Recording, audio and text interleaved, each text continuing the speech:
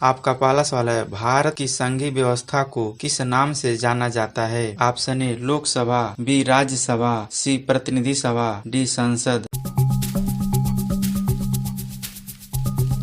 आपका सही जवाब होगा ऑप्शन डी संसद। आपका अगला सवाल है, भारतीय संसद के कितने सदन हैं? Option A 1, B 2, C 3, D 4। आपका सही जवाब होगा ऑप्शन बी 2। आपका अगला सवाल है, संसद के किस सदन को प्रतिनिधि सभा भी कहा जाता है? ऑप्शन ए लोकसभा को, बी राज्यसभा को, सी उपरोक्त दोनों को, डी इसमें से किसी को नहीं।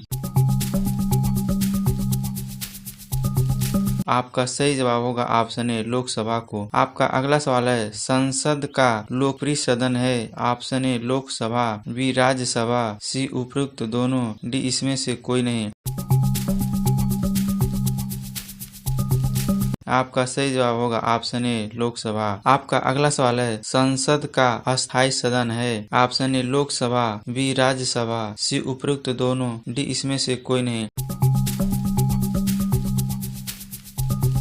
आपका सही जवाब होगा ऑप्शन बी राज्यसभा। आपका अगला सवाल है, भारतीय संसद बनती है? ऑप्शन ए केवल लोकसभा द्वारा, बी राज्यसभा एवं लोकसभा के द्वारा, सी लोकसभा एवं राष्ट्रपति के द्वारा, डी लोकसभा राज्यसभा एवं राष्ट्रपति के द्वारा। आपका सही जवाब होगा ऑप्शन डी लोकसभा राज्यसभा एवं राष्ट्रपति के द्वारा। आपका अगला सवाल है, निम्नलिखित में से कौन सा एक प्रावधान भारतीय संविधान के अंतर्गत संसद के सदस्यों के विशेषाधिकारों तथा उन्मुक्तियों को निर्धारित करता है? ऑप्शन ए अनुच्छेद 104, बी अनुच्छेद 105, सी अनुच्छेद 82, डी अनुच्छेद 117। आपका सही जवाब होगा ऑप्शन बी अनुच्छेद 105। आपका अगला सवाल है, निम्नलिखित में से कौन संसद का अनन्य भाग नहीं है? ऑप्शन ए राष्ट्रपति, बी उपराष्ट्रपति, सी लोकसभा, डी राज्यसभा। आपका सही जवाब होगा ऑप्शन बी उपराष्ट्रपति। आपका अगला सवाल है, भारत के संविधान में कहा गया है कि भारत की संसद के 3 अंग होते हैं। इसमें से एक अंग है लोकसभा, दूसरा अंग है राज्यसभा, जबकि तीसरा अंग है ऑप्शन ए राष्ट्रपति, बी उपराष्ट्रपति, सी प्रधानमंत्री, डी लोकसभा अध्यक्ष। आपका सही जवाब होगा ऑप्शन ए राष्ट्रपति। आपका अगला सवाल है, भारतीय संसद के कितने अंग हैं? Option A 2, B 3, C 4, D 1। आपका सही जवाब होगा ऑप्शन बी 3। आपका अगला सवाल है, भारतीय संविधान के किस अनुच्छेद में कहा गया है कि संघ के लिए एक संसद होगी जो राष्ट्रपति और 2 सदनों से मिलकर बनेगी? ऑप्शन ए अनुच्छेद 74, बी अनुच्छेद 79, सी अनुच्छेद 80, डी अनुच्छेद 85। आपका सही जवाब होगा ऑप्शन बी अनुच्छेद 79। आपका अगला सवाल है, निम्नलिखित कथनों में कौन असत्य है? ऑप्शन ए लोकसभा को संसद का प्रथम सदन कहा जाता है, बी राज्यसभा को संसद का द्वितीय सदन कहा जाता है, सी राज्यसभा एक अस्थायी सदन है, डी लोकसभा संसद का लोकप्रिय सदन है।